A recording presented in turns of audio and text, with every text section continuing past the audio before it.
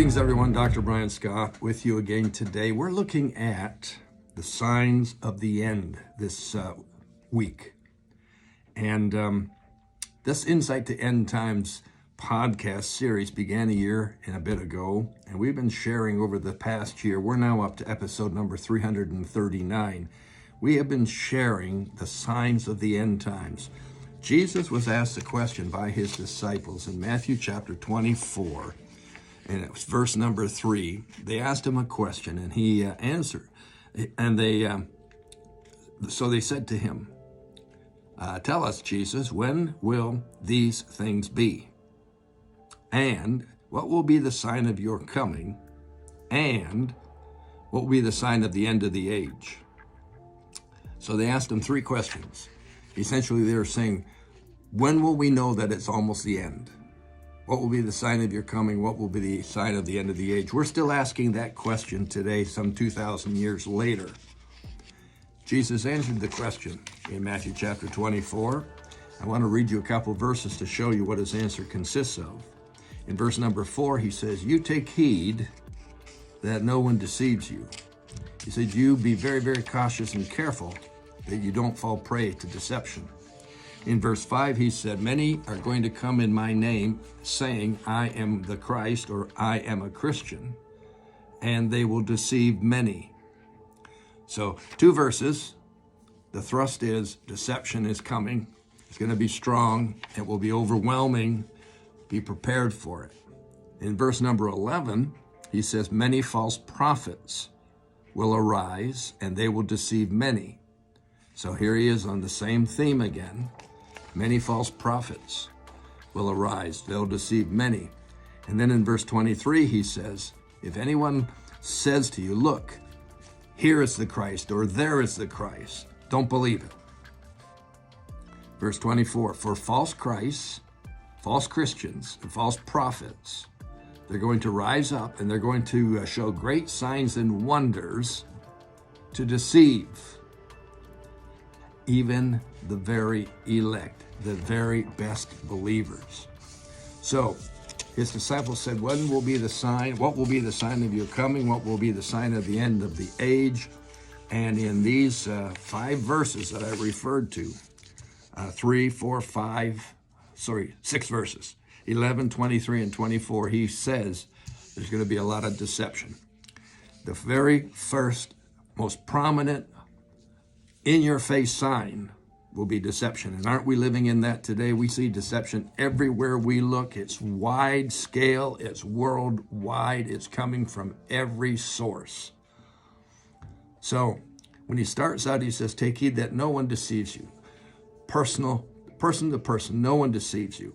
Then he expands it, and he says there's going to be people who come in the name of, "I am a Christian," and they will deceive many.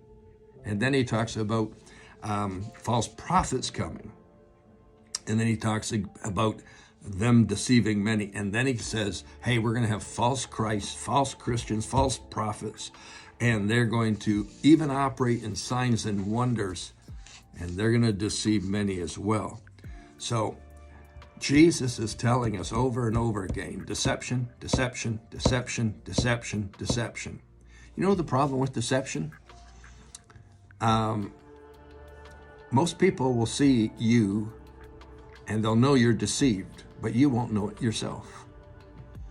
And when they tell you you're deceived, you'll likely get your back up and you won't listen to them, and you'll turn away from them, and you may even depart from them. And that's another thing he said would occur. So deception hits us in every area of life. It really does. And it's permeating every area of our society. It's very, very, very strong in those who are in leadership positions.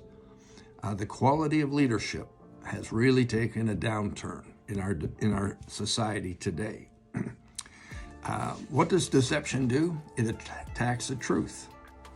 It attacks absolute values that we've known in the past. Now, if you're a young person, you might only have known deception. And you probably are believing a lot of the things that you're being taught in our liberalized school system and university system. But you're not hearing truth anymore. Deceptive language comes across this way. I'm telling you the truth and you better believe it. But no one ever verifies the truth and no one ever investigates the statement. Is it a true statement or is it a false statement? Now, we're getting this in the press all the time. We're getting this from the government leaders all the time. We're being told things all the time that are nowhere close to the truth, so much so that we don't even know what truth is anymore. For instance, on East Coast are Ivy School League schools, like the big schools, universities. There was a gathering of students in a conference setting. They were asked the question, could you define what freedom of speech means in the United States, where it's protected by the Constitution? So they're asked the question, what's freedom of speech? Here's their answer. Freedom of speech is you have the right to say anything that I agree with. How's that freedom of speech? But that's how twisted the university level student forces today. That's how twisted things are. You have the freedom to say anything you want to as long as I agree with it. Well, how will you know if anybody agrees with what you're about to say? That's deception. That's heavy-duty deception. And those people become leaders, and they become government officials and business officials and bankers and educators. They even become parents.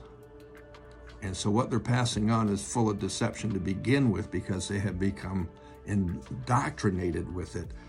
And it's a horrible situation that we're facing. But Jesus said it's the major sign of the end of the age. I've got more for you on this week, so tune in tomorrow. We'll have a good time together. Amen.